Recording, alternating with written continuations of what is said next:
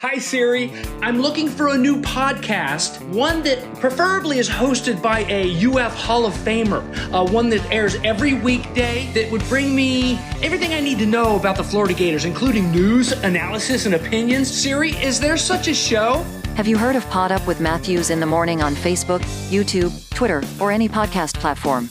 Oh my gosh, why didn't I think of that? UF Hall of Famer Shane Matthews has a show every weekday. I'm gonna go check it out tomorrow. Thanks, Siri. Good morning. You're looking live at PodUp with Matthews in the morning from the Crime Prevention Security System Studios, large enough to serve you, small enough to care. It is Wednesday. It is a hump day. We'll have JC, and we'll have the 1992 Heisman Trophy winner of the Miami Hurricanes, Gino Toretta, join the program, second portion of today's program. Not a whole lot going on. We got some ball games tomorrow night. JC and I'll pick a few of them. And if you missed it, Mr. Two-Bit says Captain Trash on YouTube wants to know if JC was Mr. Two-Bits this week. No, no. It will be the freak, Javon Curse. Oh, man. Mr. Two-Bits. All right. Good morning, JC. You're on the Titan More Hotline, courtesy of Comfort Tent. What's shaking? Well, I really enjoyed listening to that former Bobcat Miami Hurricane Lamar Thomas yesterday. He sounds really on top of things, and he's my kind of the things he says. It just resonates with me. I agreed with just about everything Lamar said yesterday. It was nice to hear from him. His brother, of course, is up here at Ironwood. I think plays golf instructor. So golf pro out there now.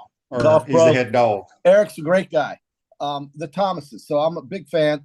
But, the Gators won the last two games in this series, QB, but I didn't know that Miami actually had the slight lead in the overall series. I was unaware of that. Not that it matters, but I found it interesting. It doesn't mean anything. Florida's won the last two times they played. And Miami's there's one area of the game, QB, and I'll let you go from here because you're going to, pound this about the defensive front. But Miami has two hammers. Mark Fletcher, Damian Martinez, they go about 235. They're about 6'1". And Mario Cristobal has basically so much as said that the trenches are going to be muddy and bloody. So they're going to go after Florida, I think, right up front with their so-called great three returning offensive linemen and one transfer from Indiana. So they're going to be really confident that they can establish a run and take some pressure off Cam Ward. And I think that's their game plan. I think it's pretty obvious, and that's what Florida's going to have to be able to handle. That's where the game's going to end up, I think. Yep, got to slow the run game down. That's the key. Yeah. Real quick, couple of texts overnight, and there's a million on here today. I'll pick and choose here. This one is from 941, says, Billy was asked how much he intends to play the new recruits that are on the team. He responded with, we are playing to win the game. Yes. Preaching to what you have been saying. Yes, I don't give a damn if not one true freshman plays or not. Go win the game. Oh, absolutely. Paul from Pensacola in the Titan MR text line. Paul says, keys to the victory over Miami, throw 6 to 8 long balls. Don't give up 3rd and 16, tackle somebody. Yeah, I like that. Well, but you don't want, if they're in 3rd and 16, that's a lot better than being in 3rd and 1. And, if Miami's in 3rd and 1. Well, yeah, it's going to be a bad day. There you go.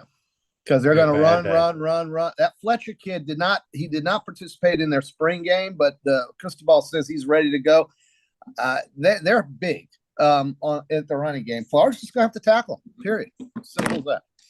Oh, Daryl's got a good text here on the Titan MR text line. It says, good morning, guys. Shane, if you were coming out of high school now, is there any offense that you would like to go play for? I think you'd like to play for Jeff Brom's offense. I think you probably his Jeff Brom runs probably the one offense is equivalent to Coach Spurrier's offense. Yeah, that's the one. It's really vertical down the field passing, got a little West Coast mixed in. There you go. Yeah. All right. So Justin says we need Pup Howard getting most of the reps at linebacker. I think you'll see Pup Howard playing. I think he should be starting the game. I don't know what our start. I haven't even looked at the depth chart. Maybe I should. You got till front.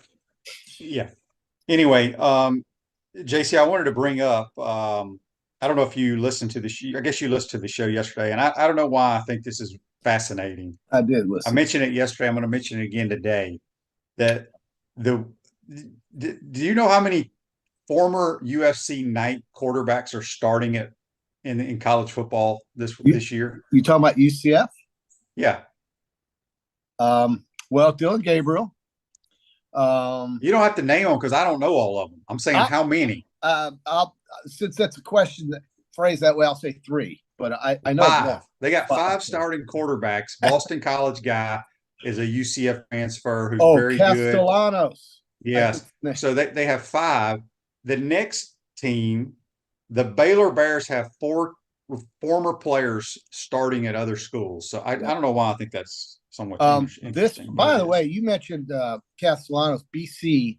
FSU better be careful. This Castellanos. They should have lost to BC last year, and they had everybody playing. And BC's led by Bill O'Brien, and this Castellanos he's gonna do very well, I think, under Bill O'Brien as quarterback. Who was there? Was Bill O'Brien their coach last year?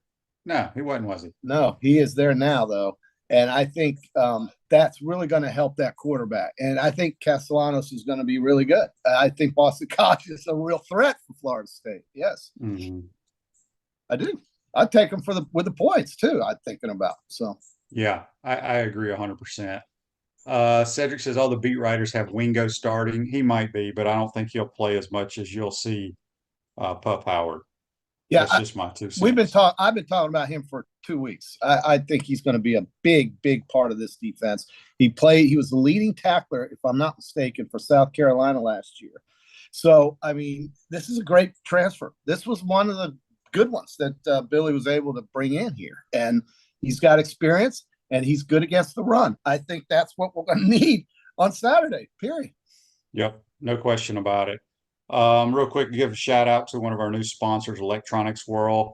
Cool. Electronics World, your local integration and design specialist for smart home automation and entertainment. Go check them out.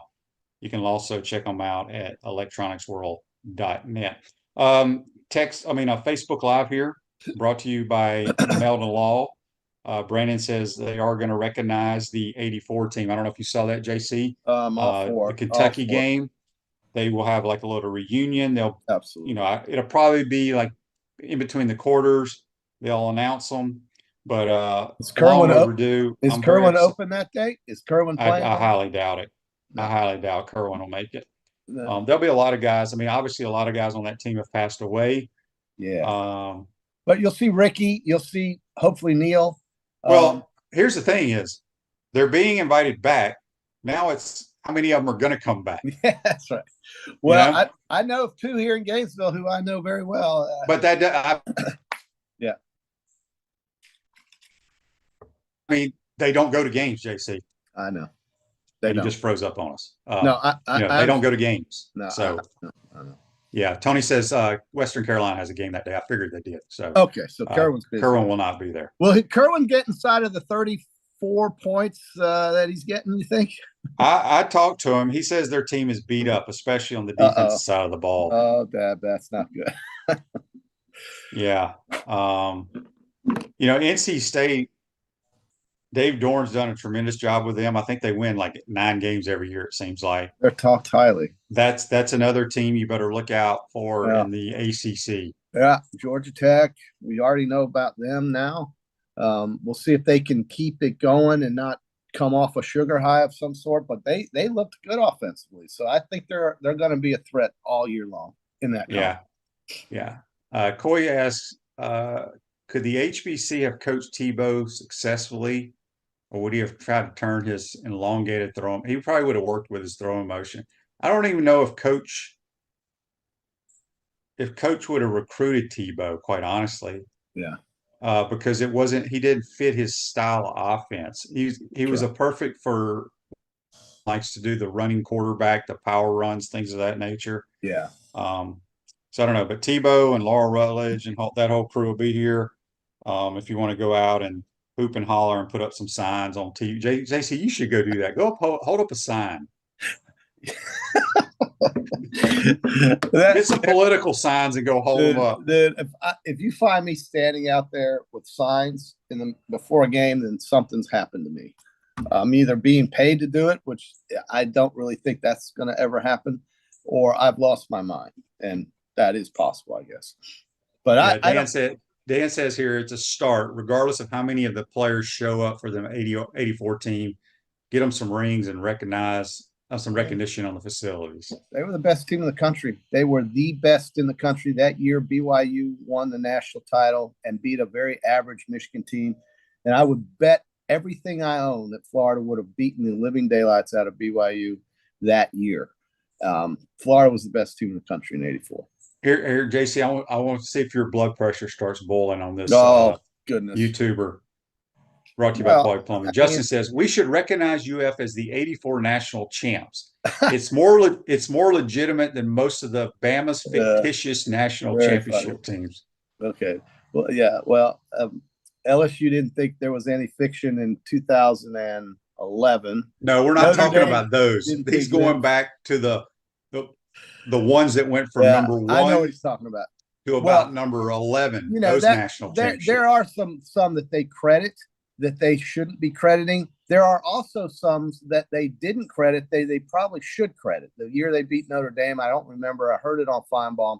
It kind of goes back and forth. Those days are all about voting. The Mighty Rebels, Black Bears, Land Sharks have some of those national championships as well. Okay.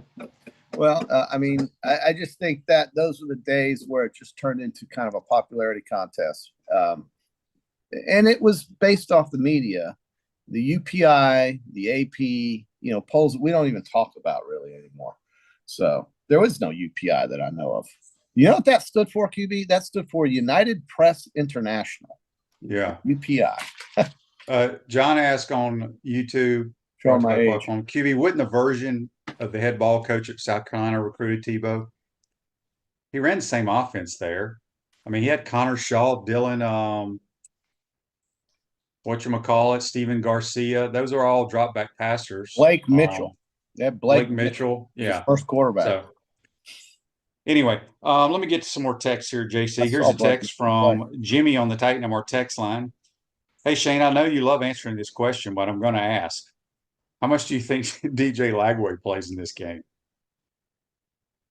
I don't think he plays at all. Really? Not at all. Okay. I'm going to be surprised, JC. Again, you cannot waste possessions. Now, look, it's hard. I mean, in today's world, you watch the tape now just because you're looking at what the philosophy is, what the schemes are, because the teams are so much different now, right? From year in and year out, Yes. So, I mean, you look at what they try to do defensively, you say, okay, is there anything after watching 12 games of Miami last year that DJ could take advantage of where we can put our team not at risk? If there's a case for that, okay, I get it. But again, as a play caller and as a head coach, and you got to do what's best for your team. Yeah. We're not here to reward guys or participation. I don't care how much, if he was the number 1 recruit or how much money we're paying him. If you think he can help you win the game, you put him in. If you don't, you don't. Does that make any sense? That's 100% what it is. Now, I don't think it'll be the same next week. Next week, I think he plays. Hopefully, we can get ahead. Although Sanford plays as the SEC of their division, they're a good football team. But if you get ahead, yes, or even if you don't get ahead, you give him some time next week. I think so. I don't risk it this week. Yeah, no, it's a tall order this week, man.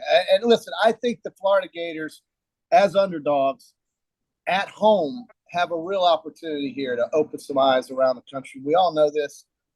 This is a game where Miami's got just as many question marks, but Miami's got some known commodities out there. Florida has Graham Mertz, so we'll see. It's interesting. I saw this and I meant to screenshot it and I forgot because everybody talks about the interior linemen, how highly regarded they are in Miami, offense, defense. There's this kid named Bain. I think he's a defensive end, JC. Yeah. If you look at his stats they played I know they played A&M last year, I think against NC State, Louisville, and there was one more decent, maybe FSU. Mm-hmm. He had like 2 tackles and 1 sack in those 4 games. That's right. So, I mean, look, I'm sure he's a great player, and he can make some plays that maybe changes the outcome. I don't know. Maybe. But again, the so-called experts, let me just remind people, the so-called experts out there said that the Florida State Seminoles had the number one offensive line in America, and they got blown off the football the other day.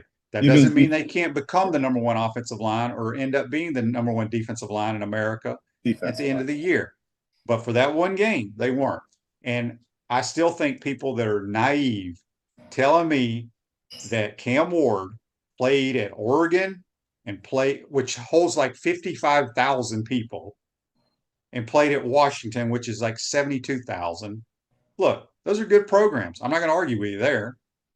I don't think he won either game.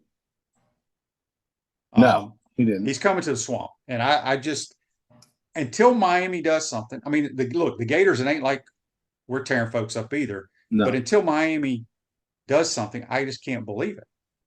Yeah, and again, I think Mario made it very clear what he's going to try to do. And so Florida should know exactly what's coming, and if they can handle it, great. And I think if you make Cam Ward throw the ball on 3rd and long, if that's where we're at, that's a good spot to be. And I think that's where Florida's defense is going to show us what they're made of early in the year. Right now, Miami's got 2 good ones back there running the ball and catching the ball. But Florida, if they know it's coming, there used to be a day, QB. There used to be a day, wasn't that long ago, Gator fans watching this show absolutely remember when you did not run the football on the Florida Gators. Not ever, especially in this building over here. So if Miami's stuck in 3rd and long, I'm feeling really good about Florida. Yeah, that's what I'm saying. Make Cam Ward. Here's the thing. I don't care if Cam Ward throws for 300 and something yards if they have less than 100 yards rushing. Yeah. Because if that happens, we won the game. I promise you. 100%. But I don't want to see Miami rack up 225, 50 yards on the ground. That's a disaster. That's a disaster. That will be a disaster. Michael says on Facebook, YouTube brought to you by Quality Plumbing. Billy plays Lagway at all Saturday. I'm thinking only on goal line situations, side to 5, maybe.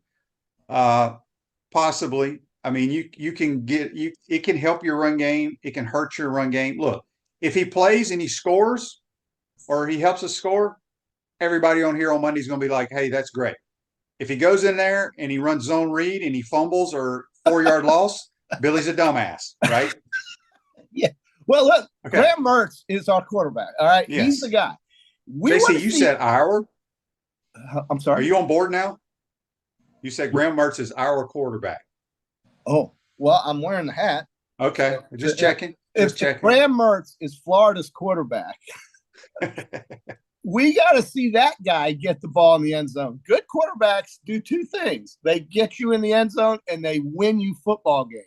That's what good quarterbacks do. And that's what I want to see 15 do. Not 15. Yeah, 15. Yeah, he's 15. That's what Megan, who's extremely negative. Megan's got issues. But he says, you guys must be aware of a front 7 that I'm not familiar with. Look, what? I've said for 3 years, the whole season comes down to the front 7. Yeah. But again, can I remind people? Let me look it up. No, I think I know this. The Miami Hurricanes went 7-6 last year. Did they not? Okay.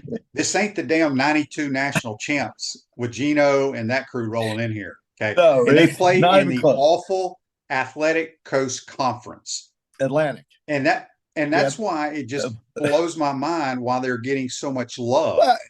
Yeah, and listen, that's coming from South Florida. That media down there is big. It's very powerful. It's got a lot of reach. This is not Georgia or Alabama or anybody in the SEC coming into the Swamp. No, they have very good players. Not really, but they have struggled against mediocre competition. There you go. I mean, that's facts. But Begging Megan is saying the same thing we're talking about. Is that defense is going to have to stop the run. We can't repeat it enough, dude. We can't overstate. Okay, but let me ask you this: what did Miami's defense do last year? I saw a bunch of teams score on them. Well, they lost 6 games. Right, I saw in the ACC. That's all I can say. Look, a lot of teams went in the end zone on that team. So I mean, I like the over here. But I hope it's not a high-scoring game. I don't really want to see that either, because that will then tell me that the defense still has a long way to go in most cases. It's all situationally related. I get it. But you can't blame a defense if the offense turns it over inside the red zone. You can't blame the defense there if they score. There's a lot of things.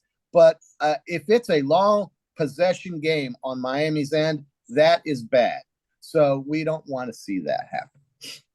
Because that means they're running the ball all over us. That's what it means. Neil says on YouTube, Billy isn't smart enough to incorporate Lagway or any second quarterback. Guy's a clown. All season amnesia at peak, I see. Neil, I don't know where you live.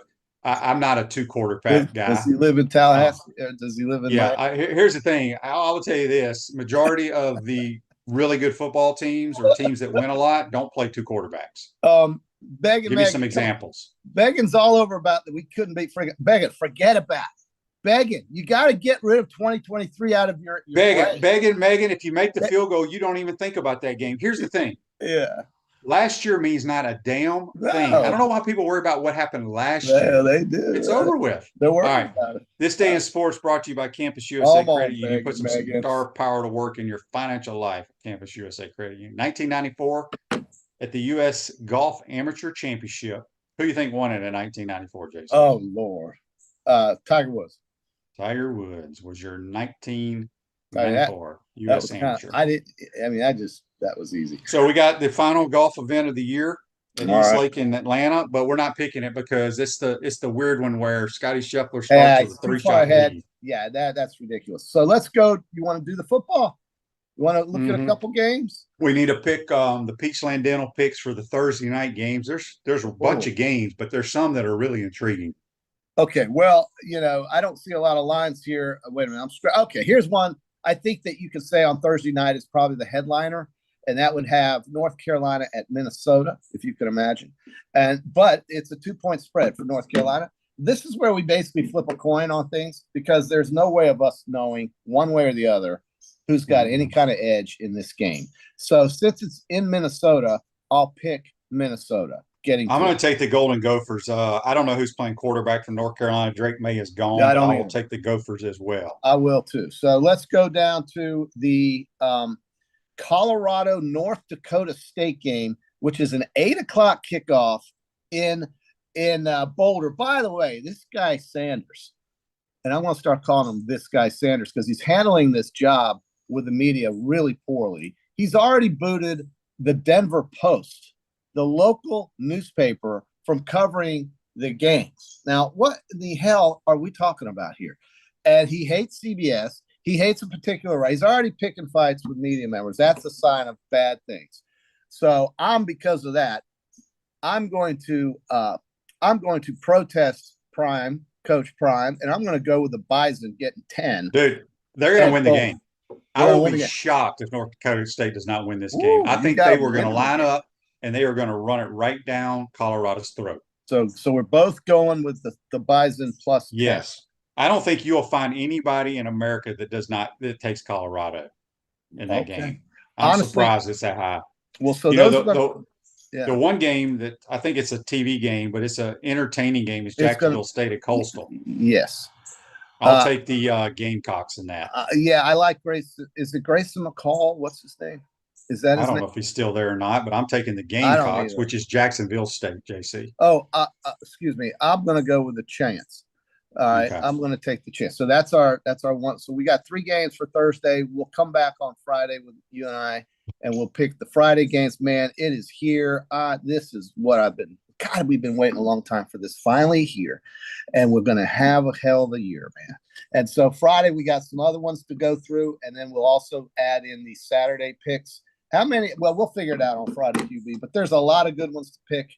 I know you can't pick the Florida games, but I'll do that. And then we've got a Saturday lineup on ABC that might be the best of the month for sure, maybe of the year, with Georgia, Clemson, Florida, Miami, A&M, Notre Dame. Boom, boom, boom. Yeah. Back to back. And you can watch Kerwin's team tomorrow night. It's on the ACC network against NC State. And all you Alabama fans out there can watch Kalen DeBoer's debut at 7:00 after the Gators as they play the Hilltoppers. You think people are going to watch that over A&M and yeah, Notre Dame? A lot of Alabama fans. So that'll be on ESPN. flip it through because the commercials are everywhere. You just got to flip, or have 3 TVs like most people do nowadays. So that's coming up on Saturday. Get yourself together, work out early in the morning, get that exercise in, get your sweat on, because you're going to be either drinking and dancing around the swamp, or you're going to be sitting there on a couch all day. So that's my advice. Oh, talk more about that. Grayson McCall is the quarterback at NC State now. I beg your pardon. It is NC State. Okay. I didn't even know that. Yeah, I'm glad someone said that, because when I think of Coastal Carolina, that's kind of who I think of. And Ron says Miami's been 12-13 against the pathetic ACC schedule the past 2 years. Think about that. Miami is 12-13. Yeah. Well, in the last 2 years. But QB, again, we've preached how that doesn't mean a damn thing now. And, JC, it doesn't mean anything now. But what I'm trying to say is, Florida is 11-14 under Billy, I guess, something along those lines. Yeah. You can't tell me, and this is not being a Gator homer, that the Florida Gators schedule the last 2 years is like night and day compared to what Miami's played. Yeah, I don't like the ACC much. I don't think it's very difficult. So I agree with but that. none of like you said, none of that matters Saturday. No, these players that are going to be wearing the white and orange are different, just like the ones wearing the blue and white. So I mean, except for some obvious players, Trey Wilson, Graham Mertz, we've got those guys. And Miami's got Mark Fletcher and a couple guys returning as well. But there's also new players. And this guy Martinez is one I really do worry about because I've seen him play for Oregon State. He is a very good player. Very good. All right, last text before we get out of here from Fred says, it was great seeing Mick Hubert in Sarasota last night at the Gator Caravan with Sean Kelly, Kelly Ray, Todd Golden, and Sean Kelly. That was the basketball on their Gator Caravan. All right, JC, we'll see you on Friday. Get the games ready to roll. I'm going to get to Gino Toretta and talk a little Miami Hurricane football with him. All right. Hit them straight today, my friend. All right. Thank you, guys. That's JC. Join us on the Titan More Hotline. Take a quick timeout. When we come back, we'll be joined by the 92 Heisman winner, Gino Toretta. You're watching and listening to PodUp with Matthews in the Morning from the Crime Prevention Security System Studios. We'll be right back. We want to take this moment to thank our sponsors who keep the show going and pay the bills. Our premium sponsors are Crime Prevention Security Systems, Titan MRI, Meldon Law, Peachland Dental, QC Kinetics, Campus USA Credit Union, Dave & Buster's. Gridiron sponsors, Comfort Temp, UF Bookstores, Quality Plumbing, Silverback Concrete, Ruse Ogra State Farm, Tropical Smoothie Cafe, F45. Our touchdown sponsors, Gator Dominoes, Celebrate Primary Care, Gator Bait Media, Aikido America, Style Cuts, Ironwood Golf Course, Big Mills Cheesesteaks, McDonald's of Gainesville, 84 Lumber, Dowling Signs, Baker's Sporting Goods, MG&A Wealth, Nest and Wild. If you're interested in promoting your business on the show, call Freddie at 352-284-3733. If you like what we're doing here, make sure to follow us and support the businesses that support us. Hi there, this is Coach Steve Spurrier, and I want to let you know that by popular demand, Spurrier's Gridiron Grill's delicious brunch is now served in a premium buffet. You have spoken, we have listened, and we're now serving Gainesville's only elevated buffet, complete with an omelet station, ginger sage chicken sausage, shredded short rib, and of course our chicken and waffles. Plus, you can enjoy bottomless mimosas and Bloody Marys. So join us every Saturday and Sunday from 11 to 3 for the best brunch in town. Welcome back to the Crime Prevention Security System Studios, large enough to serve you, small enough to care. Ruse Ogra State Farm Office is a team of dedicated insurance professionals ready to help life go right with the right insurance options for you and your family. Visit ograinsurance.com. Give us a call at 352-240-1779. We're going to go back to the Titan More Hotline, courtesy of Comfort Tent. We're joined by the 92 Heisman Trophy winner, Gino Toretta of the Miami Hurricanes. What's happening, my man? You look like Joe Zagacki right there, getting ready to call the game. Except the broadcast location I remember for national radio is the roof of the stadium. Yeah. Appreciate you coming on, Gino. It's obviously a big game this week in the Swamp. I just want to get your thoughts. Obviously, you're from California. I'm from Mississippi. We came out the same year. We never played in this rivalry. So, I mean, we understand it, but we never got to play in it. What are the folks down at the Miami area? Are they excited to come to the Swamp? Well, I think they realize the task. I mean, it's, obviously the atmosphere is going to be hugely against them. I mean, the elements, the weather, I'm fairly certain it's about as humid or if not more Mhm. humid there than it is here. So, we get that. It's going to be 3:30 in the afternoon. It's going to be blazing hot. I think, yeah, you're right. I mean, coming from California, the big game to me was Cal and Stanford, and whoever won wasn't in last place in the Pac-10 or Pac-8, whatever it was when we came out of school. So, um, you know, and then getting here, and then our old coach Walt Krzyzewski, he was always, he's like, you got to realize what this rivalry is, Florida and Miami, and we obviously never had a chance to play you guys when we were in school. So it's exciting, but it's going to be a true test on week one, as we saw. I was in Dublin, Ireland last week, as we saw, if you're not prepared, or if you think you're just gonna go anywhere and beat anybody, that's not happening in college football. Yeah, you were in Dublin last week. For people that aren't aware, Gino has touchdown radio. He does a national game of the week, and you and Taylor Zarzar had the call of the Georgia Tech FSU game. How was your trip over there?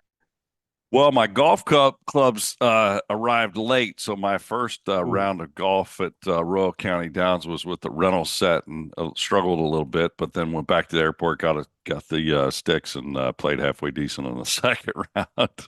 So the golf was great. The atmosphere. I mean, it was a home game for Florida State. There had to be 80% of the fans were in garnet and gold. It was a great stadium. It was probably maybe 50s. I don't know if it was 60,000 there. Great environment. The weather was good. Had one kind of downpour. It was interesting, Shane, in the new clock rules with college football. Yeah. The game flew by, and if you can believe this, teams had around 60 plays. So that was like when we Wow. played, you had 60 plays, but you had plenty of time in between them with the stoppages and all that sort of thing. So, you know, offenses better be ready. They're not going to get a lot of shots with the ball now. Yeah, that's a good point. Speaking of offense, Cam Ward is now the quarterback for the Canes. Highly touted kid. We know he's talented. But as you said, he's walking into an environment that he'll never walk into ever again in his life. Just what have you seen from him? If you've been to practices or whatever, does he fit what they're trying to do offensively? Yeah, the system he ran, he was a wing T quarterback in high school, really, and then he went to Incarnate World out of high school. He continued to get better. Then he transferred to Washington State. The scheme they ran there is pretty much the same scheme we run here, with Shannon Dawson. So I think the processing speed, I think, is going to be there. I'm sure the terminology's had the entire spring and summer to get that. Very impressed with his arm. He can sling it. He's one of those guys where you just kind of stop and watch, and you're like, wow, this guy can really throw it. His leadership's been there. He's been on the guys, but as well as I do, the quarterback needs all 10 guys around him to be doing their job for us to look good. So I think it's going to come down to, can the offensive line, play well again? He's got two very good running backs behind him, maybe I would say a younger receiving core around him on the outside. So I think it's going to be up to those guys. But I've been impressed with him. I mean, he's a kid, but he's a mature kid. He's just, this is his fifth year. Yeah, you talked about the two running backs. Obviously, the head coach, Mario Cristobal, one of your former teammates. Anytime an offensive lineman is a head football coach, he wants to pound the rock. I think that's the key to this game for Florida to win is, if Cam throws for 350 something yards, but Miami has 120 or less rushing the football, I think Florida wins. Just talk about your relationship with Mario, and do you think he wants to pound the rock?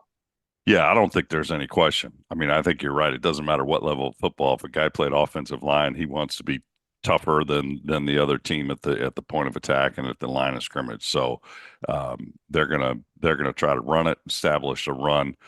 But I would say, when you got someone like Cam that is very proficient throwing the ball, plus he's very athletic and can scramble and get up the field. So, I think at times it takes, the coaches that are offensive linemen, if you will, to they gotta let the reins off him and go. And I think that they're gonna have to do that. But as well as I do, it starts with the run, be balanced, make the other team come down and put 8 in the box or blitz, and then take your one-on-one chances on the outside, something that Florida State didn't do last week. I mean, it was 3rd and long. I mean, I didn't need many series to see that Georgia Tech defensive game plan was blitz him, long yardage, make him throw it. And I don't know, they weren't audible and they weren't, they were throwing hot routes. I'm like, man, it's 3rd and long. You better protect yourself and go with the 2-man route and just bet your guy wins. So, but yeah, I think they'll try to be balanced. But yeah, there's no question Mario wants to establish the line of scrimmage on both sides. Yeah, most people, so-called experts out there around the country, think Miami's strength on defense is their front four. Would you agree with that? Yeah, they thought that last week against Florida State. I heard they were the best defensive line in the country. I think Georgia Tech, they took that and said, all right, we're just going to kick their butt up the front. So, I what it says on paper, it says on paper. All I know is, are they going to be a better team on Saturday, and they're going to come together? I know Ruben Bain's a stud. I'm interested because I thought as a 3 technique, he's Warren Sapp, Russell Maryland, Jerome Brown. He's all the guys that we used to have. And now he's on the outside playing defensive end. That's a little bit different than being in the inside all the time. So I'm going to see that. I mean, they seem to have some other studs inside, and Jason Taylor's doing a pretty good job, obviously coaching them. So it'll be interesting. But yeah, I'm hoping they're not reading any clippings that are saying how good they are, because I would go back to last year and say, here are the results of last year. Right. We got to do a lot better this year. Yeah, no doubt. We got a couple of questions here on Facebook Live brought to you by Melton Law. Dan asked, Gino, what was it like appearing in the Heisman House commercials? It was actually a lot of work. It was 2 days at about 6:30 in the morning till 4 or 5 in the afternoon. But it was a lot of fun. I think Rozier was there with me, was awesome. Let's see, Bo and Herschel, they were arguing on who was faster, even back when they were in college. I didn't realize that in the 80 Olympics, those guys, they were going if we didn't boycott. I mean, Wow. that to me, I'm just like, and I totally forgot that. That's how fast they were. They were on I think the 4x1 relay or something like that. But it was fun. And then Baker being the young guy, and then Barry was his usual self, just quiet, and but it was a lot of fun. We don't get a chance to be around each other, as a group outside of December, maybe a golf tournament or 2 here and there. So it was always a lot of fun to be around those guys, but it was a lot of work. Yeah, I bet. Here's a really good question. I'm interested in your answer. This is from Andy on Facebook Live, brought to you by Melton Law. I'm going to add to it. He says, what honor is more important to you, being inducted into the College Football Hall of Fame, or having your number 13 Miami jersey retired, or I'm going to add winning the Heisman Trophy? Well, I think that when you win a Heisman, you're forever recognized as that, and it follows you everywhere. So I think that's probably the most important. It doesn't matter, you go into the NFL or, even, Ingram Mark's starting on TV. Now he's starting a podcast, and it's, listed, hey, Heisman Trophy winner and former NFL running back. So I think the Heisman, it's obviously special to me. My number getting retired last year in Miami. I'm a little the only thing I'm disappointed at is the stadium behind me. It wasn't up in the on the wall of the Orange Bowl before it came down, because that was, I can remember the George Myra and Testaverde and Dooley and those guys. There was only like Ted Hendricks. There was only 4 or 5 guys up there, and I wanted it in that old stadium. But better late than never. But they're all great, and I think with the College Hall of Fame, I would say this: there's a lot of guys from Florida, Miami, and Florida State from when we played that is a lineup that should be going in there. And I don't, it's like they only take one guy per this region, like once a year. And I'm like, wait a sec, you know as well as I do, there's guys you play with, I played with, that were at Florida State at the time. I mean, hell, the national championship went through our state and for essentially a decade, and I just wish they would kind of accelerate getting some of the guys that we played with at our schools to get into the College Hall of Fame. Yeah, I wanted to ask you about, the Orangeville, obviously the mystique of playing in it, and that's where you played your ball. And I don't think you get to go to a lot of games now because you're broadcasting every week. But how weird is it for them to be playing at Hard Rock? I don't know if it's weird. I think logistically it's, listen, we stayed in Miami Lakes Hotel the night before the game, waited out on 826 and then drove in. It probably took us 25, 30 minutes. So it was actual, from a player's perspective, it's kind of this, you're logistically is fine, but it was just the Orange Bowl was special. I mean, people say it was a dump, but it was our dump. And it's just, that didn't have the amenities. It didn't have the skyboxes. I can remember my senior year when we played Florida State early. Charlie's first start against us. I mean, they ran out of water in the third quarter, and all I can say is, could you imagine the Swamp running out of water this Saturday? I mean, my family all came from California. My aunt and uncle from Los Angeles. They were beet red, and all of them were dehydrated. They looked like they played in the game, but when that place got rocking, just with that metal reverberation of the old stands, the noise just was deafening, and they were great fans. And from what I mean by that, like we played Klingler in a Thursday night game, and their head coach thought he was going to call plays with a megaphone on the sideline. Oh, geez. And the fans realized that, and Shane, it was deafening. The entire time our defense was on the field, they did not stop cheering. And it was just like they couldn't communicate. It was like they knew, when to be loud, when to quiet down. But it was just awesome when that place filled up. And, we were 25-0 when I was in school. So, yeah. Silverback Concrete builds firm foundations for generations. You stand on it. We stand by. A few more minutes with 92 Heisman Trophy winner Gino Toretta. Cliff wants to know on Facebook Live, brought to you by Mellon Law. Gino, what was it like playing for Coach Erickson? What kind of personality did he have? Loved playing with Coach E. Coach E recruited me to Washington State from Northern California. I was his number one quarterback, but it was snowing on a visit there, and I was like, nah, I think I went on the ticker tape parade of the '87 National Championship team on my visit to Miami, and I was like 6 foot, 171 pounds. I was like, man, I don't know if I'm going to get bigger. If I'm not going to play. I just want to win a championship. But Coach Erickson was great. He was my quarterback coach. So all my meetings were with Coach E. And then, they would collaborate, him and Coach Bradkowski, Coach Olson on sending in the plays. But he taught me the game and gave me a lot of freedom. He said, yeah, you can change the play whenever you want. Just make sure it works. So that was what I wanted. I wish I'd see that a lot more in college football today, is the quarterback taking charge on the field and knowing where the weaknesses are in a defense, whether it's in the run game or the pass game. But Coach Erickson was great. Loved playing for him.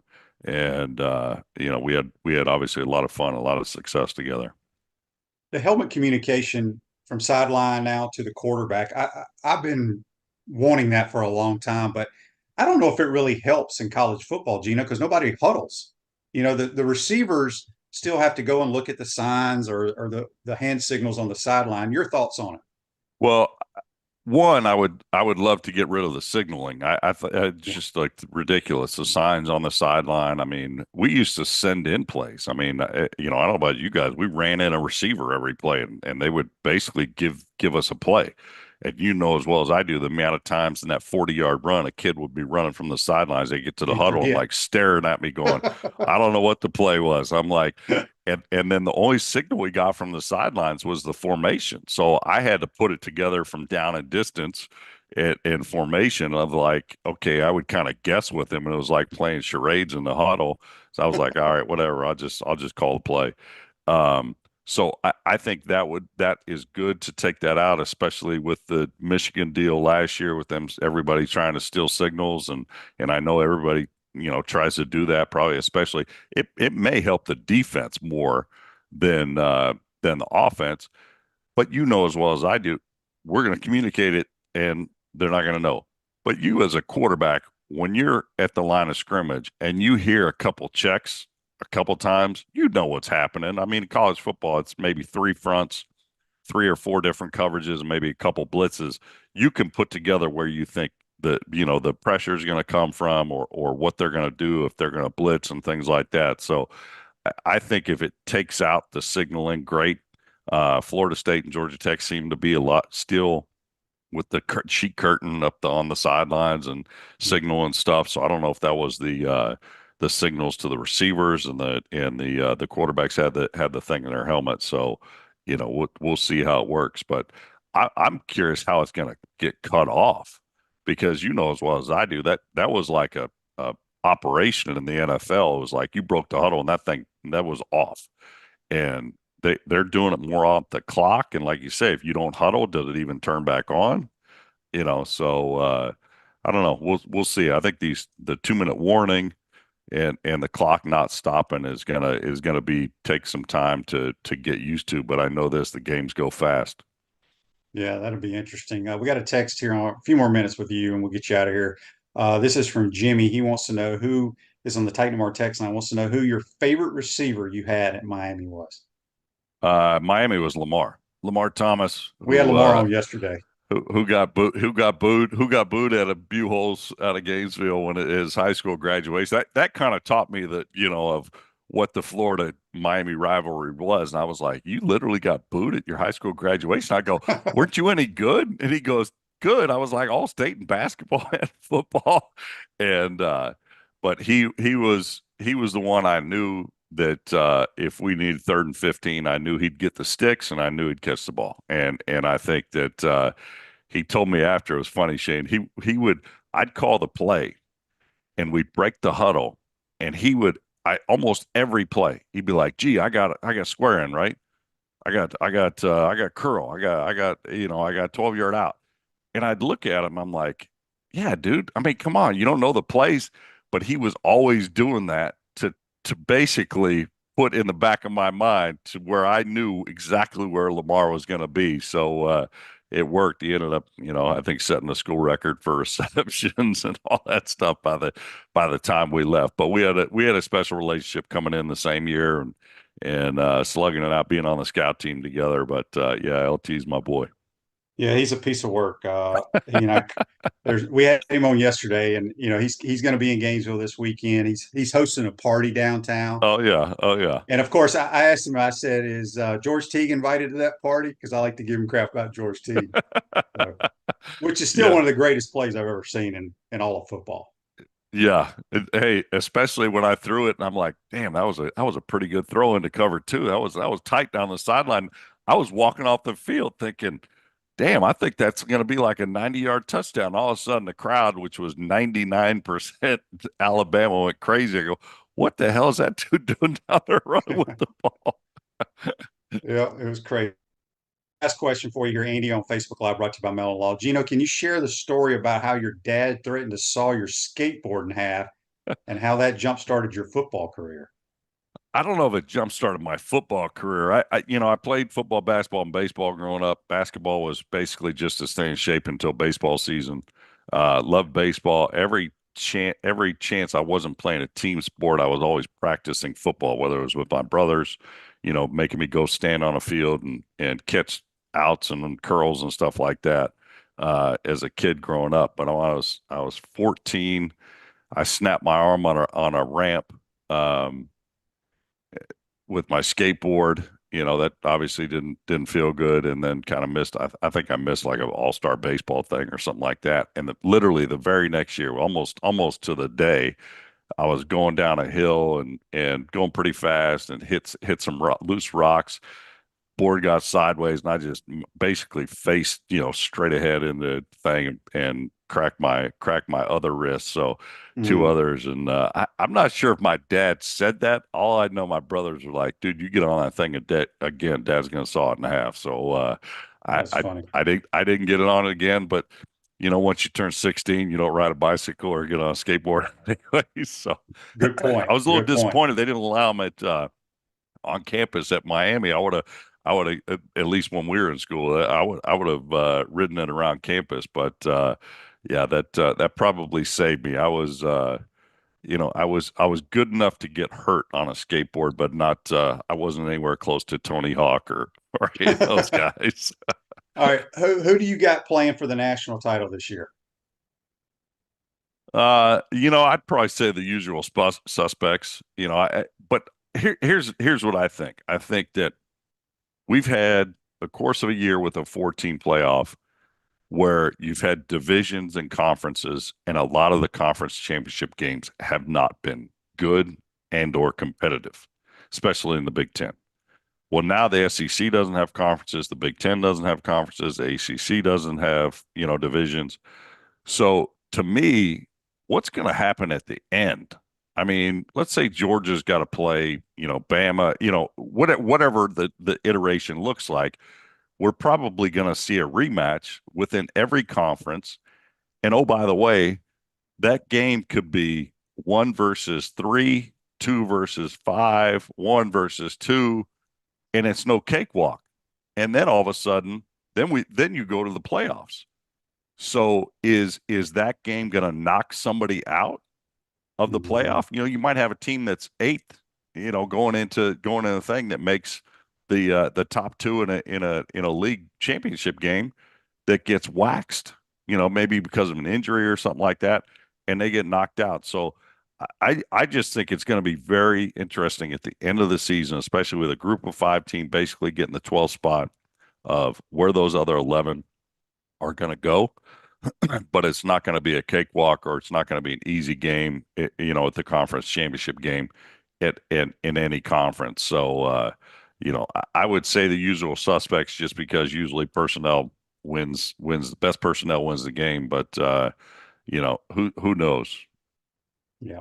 Gino, good stuff as always. Let everybody know how they can tune in to listen to you be the color analyst on your radio network, Touchdown Radio. How do they listen to that? Yeah, if you just go to touchdownradio.com, we syndicate to on stations around the country, and then SiriusXM will always put us up on one of the channels as well. That one just moves around. I know the Florida State was on 84, the college station, but yeah, it just moves around. So if you just go on touchdownradio.com and you can find us there, and you can listen in at noon while you're tailgating in the swamp waiting for Miami and Florida this week. There you go. Gino, appreciate it, my friend. Good luck this year calling games, and I appreciate your time, my man. Sounds good. I'll see you in Austin. All right. That's Geno Toretta, the 92 Heisman Trophy winner. Join us on the Titan MR hotline. Comfort Temp Heating and Air is looking for an enthusiastic, motivated comfort specialist to join our team. $1,000 sign-on bonus after 90 days. Awesome benefits and the opportunity to grow with a winning team. Apply today at comforttemp.com. Comfort Temp Heating and Air. Comfort Temp is our business. Peace of mind is our promise. Hope you enjoyed today's program. Got ball games tomorrow night, folks. We'll have Brent Beard. We'll have Mike right out doing a little Baker Sporting Goods High School roundup tomorrow as well. And we're getting close. Appreciate y'all chiming in. We'll see you tomorrow. Take care.